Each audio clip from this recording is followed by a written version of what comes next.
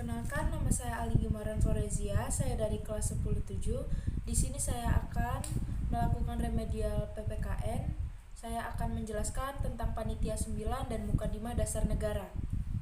Jadi, sesuai sidang pertama BPUPK, sejumlah anggota BPUPK mengadakan pertemuan untuk membicarakan langkah berikutnya, yang kemudian terbentuk dua panitia kecil, yaitu Panitia 8 dan Panitia 9.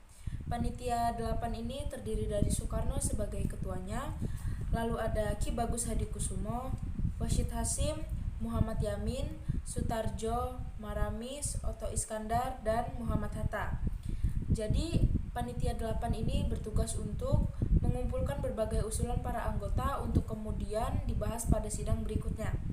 Lalu untuk Panitia 9 ini masih sama diketuai oleh Soekarno, lalu anggotanya ada Muhammad Hatta, Muhammad Yamin, Ahmad Subarjo, Maramis, Wahsyid Hasyim, Abdul Kahar, Abi Kusno, dan Agus Salim. Jadi untuk Panitia 9 ini bertugas untuk menyusun pembukaan hukum dasar. Lalu Panitia 8 berhasil membuat 9 pokok bahasan pikiran yang diusulkan para BPUPK, yaitu untuk usulan yang pertama ada usulan yang meminta untuk Indonesia agar merdeka selekas-lekasnya. Lalu ada usulan yang meminta mengenai dasar negara, usulan yang meminta mengenai soal unifikasi atau federasi, usulan yang meminta mengenai bentuk negara dan kepala negara, usulan yang meminta mengenai warga negara, usulan yang meminta mengenai daerah, usulan yang meminta mengenai agama dan negara, usulan yang meminta mengenai pembelaan, usulan yang meminta mengenai keuangan. Sementara itu, untuk Panitia 9 mengadakan rapat pada 22 Juni tentang dasar negara. Diskusi ini berlangsung sangat alot ketika membahas bagaimana relasi agama dan negara. Sebagaimana juga yang tergambar dalam sidang BPUPK, beberapa anggota BPUPK menghendaki bahwa dasar negara Indonesia harus berlandaskan Islam, mengingat mayoritas penduduk Indonesia adalah Muslim.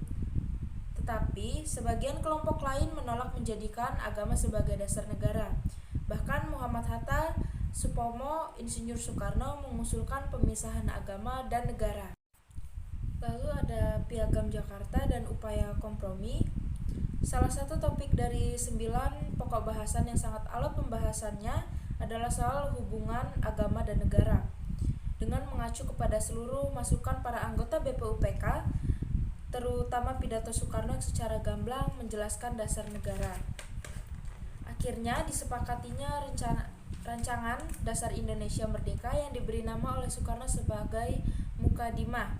Muhammad Yamin menyebutnya sebagai Piagam Jakarta. Isi Piagam Jakarta tersebut sebenarnya mirip-mirip sama Pancasila, namun yang Piagam Jakarta pertama itu ada sedikit perbedaan, yaitu yang pertama ketuhanan dengan kewajiban menjalankan syariat Islam bagi pemeluk-pemeluknya. Lalu yang kedua ada kemanusiaan adil dan beradab, persatuan Indonesia, kerakyatan yang dipimpin oleh hikmat kebijaksanaan dalam permusyawaratan dan perwakilan. Lalu ada keadilan sosial bagi seluruh rakyat Indonesia. Jadi hasil keputusan Panitia 9 tersebut kemudian dilaporkan kepada seluruh anggota BPUPK pada 22 Juni 1945. Karena dianggap telah menyelesaikan tugasnya, BPUPK dibubarkan pada 7 Agustus. Agenda berikutnya adalah menyiapkan dan mematangkan serta mengesahkan hal-hal penting untuk mempersiapkan kemerdekaan Indonesia. Maka pada 9 Agustus dibentuklah PPKI. PPKI belum menjalankan tugasnya. Situasi Indonesia semakin memanas seiring dengan pemboman Nagasaki dan Hiroshima, sehingga pada 14 Agustus Jepang menyerah kepada sekutu.